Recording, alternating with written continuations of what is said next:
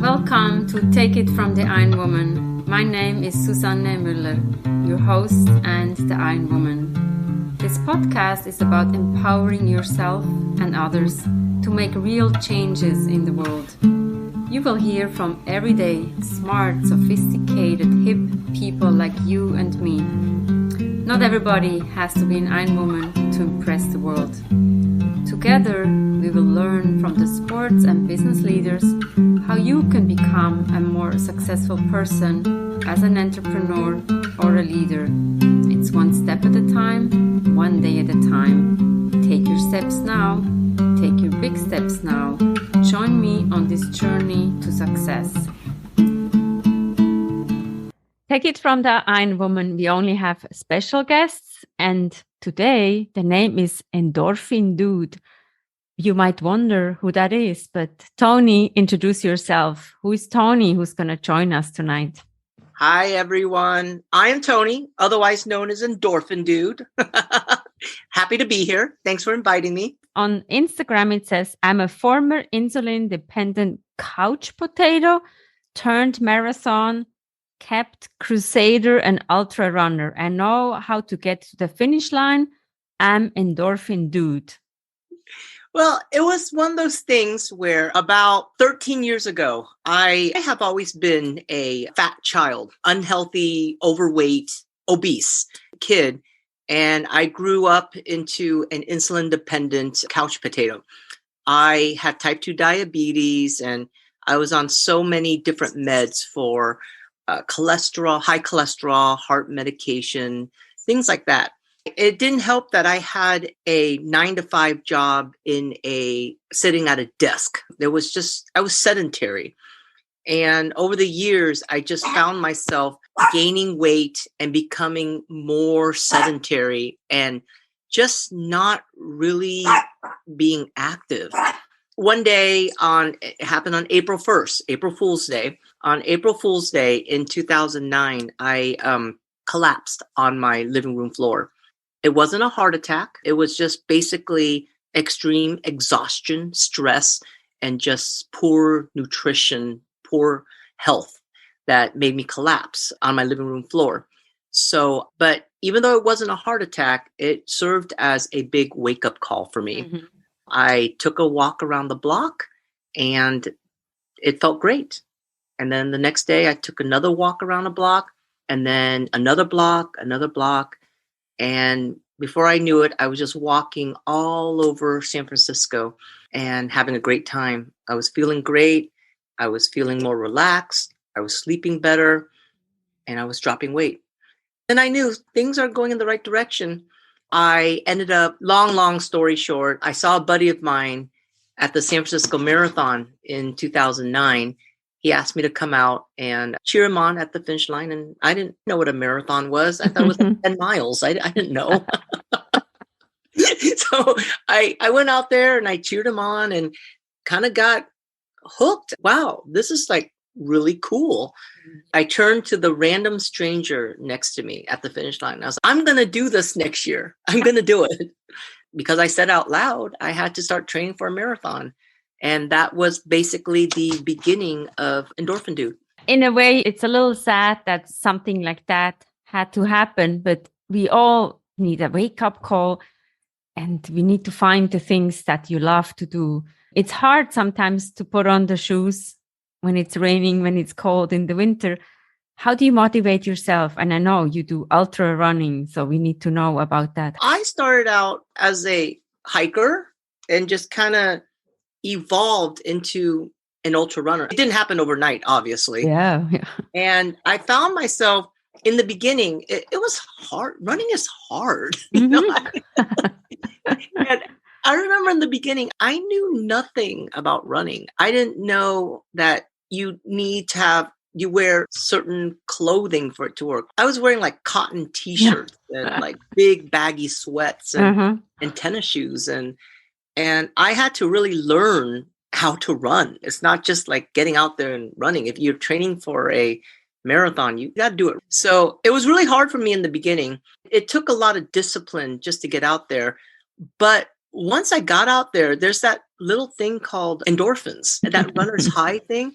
And it felt really good. I remember the first time I went for a run, it was really hard. And it's funny because you think you're invincible. You get out there, it's like, oh, I'm gonna run. And so I was like sprinting, like in the first half mile, sprinting.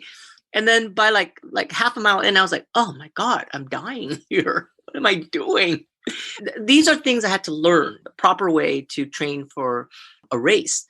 In the beginning, it was really tough to get out there like early in the morning because I was still working a 9-to-5 jobs. In my case, it was actually a little bit longer. It was like 7 a.m. to like 7 p.m. It was long days, lots of phone calls with London and India. So you had to like wake up at weird hours. Once I started running, it started to feel natural. But then once I start to train for the race, you build yourself up. You start with the mile, then the 5K, 10K, half marathon. I ran my first half marathon in October 2009. And it was the San Jose Rock and Roll Half Marathon in San Jose, California. And I ran, I believe it was like a 2 hour, 14-minute half marathon, which is a really decent time for your first marathon. I would say so, yes. But I remember finishing that half marathon, I felt like I was on top of the world. I felt like I had just won the Olympic gold medal in half marathon running. Why not? And so I got a little cocky. I was like, oh, I just ran a 2:15. I'll just double my time and that'll be my marathon time. I can run a 4:30. Yeah. Right? Isn't that natural just to think that? Well, obviously, it doesn't work that way. It is exponentially more difficult in the latter miles. And there's this little thing called the wall that you kind of hit. For me, it was like at about mile 17, 18-ish. So I had to come up with creative ways to get through those training miles. I created Endorphin Dude because to me, it was kind of like a video game. You get out there for a run, you're running, and then you see, so like, remember, like video games, you played video games before. It's like you grab a power pellet, or like in Pac-Man, you grab a fruit and that gives you energy to eat up the ghosts and stuff like that. Well, same thing with running. You're running along and then you might see like a biker that pow! I mean, not literally in my head. I'm not out there like punching out people. 2 points for that biker and like wham, like 3 points for the mailman over there, you know? So that was my way of motivating myself to play this game in my head. And when I would reach a certain mile marker, I would reward myself with maybe a goo or a shot of Gatorade or whatever it might be, or a gummy bear. So, and that's pretty much how Endorphin Dude was born. Just in my head, I needed a way to motivate myself to get out there and run the miles. It was funny because a friend of mine dared me she bought me a cape because she knew about Endorphin Dude. And I was running the Dallas Rock and Roll Half Marathon and she dared me to wear this cape during the race. And I was like, sure, I'll do it. And it's funny because I'm in Dallas, Texas. I'm wearing a cape, running a half marathon. And it was funny because everyone kept calling me Superman, you know? And I was like, no, I'm not Superman. I'm Endorphin Dude. I'm Endorphin Dude. But no one knew what that was. So I created a Facebook page. I created a blog. And I basically branded myself as Endorphin Dude. I had headbands made. I had shirts made. I had like capes made that said Endorphin Dude. And then basically I branded myself and became Endorphin Dude. So that's how it all started. And that's how I motivate myself. And it's fun. As we said, running is hard, but when you make a little game out of it, it's becoming fun. Exactly. You got to make it fun because if it's a chore, then nobody wants to do it. But if you make it fun, hey.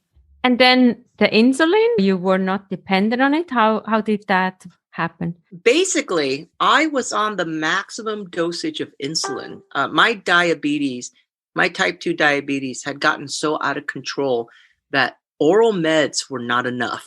I was on metformin, I believe it was.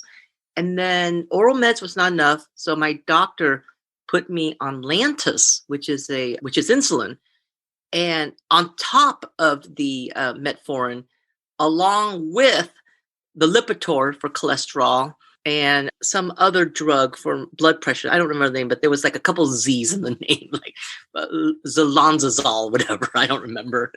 But I was on so many meds that I felt like my bathroom medicine cabinet was like a pharmacy. It was just, there was so many drugs in my cabinet. For a while, for a few years, I was insulin dependent.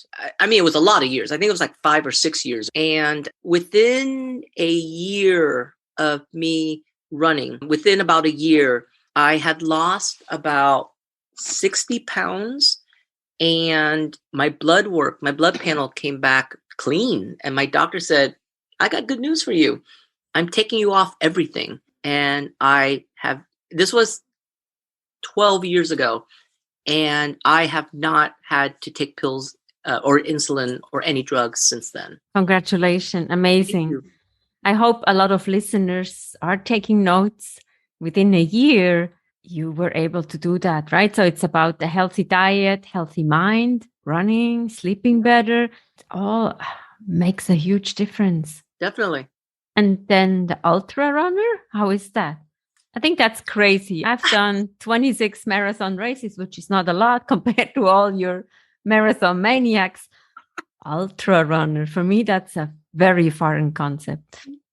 Well, it was one of those things where it was the natural progression.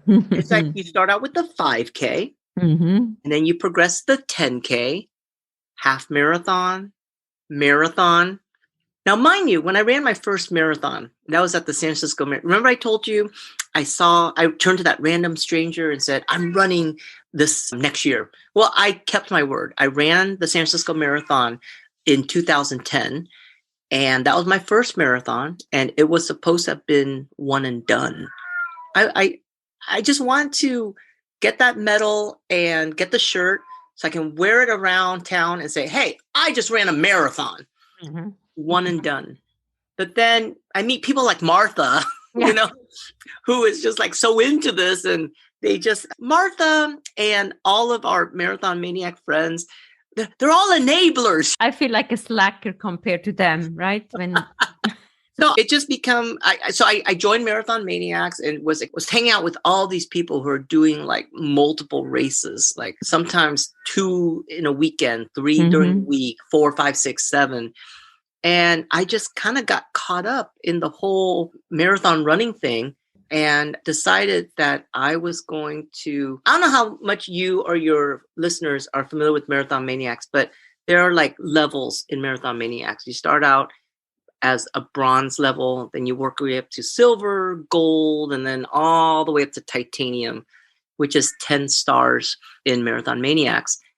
And to get 10 stars, you had to run, I forget what, there's 3 criteria. I forget what all 3 was, but the criteria that I chose was I had to run 52 marathons in 52 weeks in order to achieve titanium level. And I did that in 2011. Every weekend I ran. Well, to say I ran a marathon wouldn't be completely accurate because I was so tired. I was walking some of them. I was crawling some of them. But in 2011, I completed my 52 marathons and 52-week titanium quest. And there's no cash prize for this. There's no trophy. I mean, it's basically bragging rights. And you get 10 spinning HTML stars on their website. Whoa. It's basically bragging rights. But so it was just the natural progression. You go from 5K, 10K, half marathon, 52 marathons, 52 weeks. It was just like, okay, I guess the ultra is next. I remember my first ultra I ran in 2000, at the end of 2011 or I don't remember. No. It was New Year's Eve 2010. So this was before I did the 52 and 52 weeks. I did a 12-hour race. and I ran 40 miles in 12 hours. Thank you so much for inviting me to be on your podcast. I thoroughly enjoyed it, and it was a pleasure to meet you. Thank you. Wow. What else can we say here? I don't know. It's inspirational. Let's put on those shoes. Let's get out there. Let's inspire others. Take it from the Iron Woman. We have episodes every Monday, every Wednesday. Don't miss out. There's something for everybody. Inspirational people, people who make us think about life, change something in their lives, something cool to listen to. Follow us on your preferred platform. Take It From the Iron Woman is also a book. This is where you can find all about my experiences of the marathon races and the Ironman.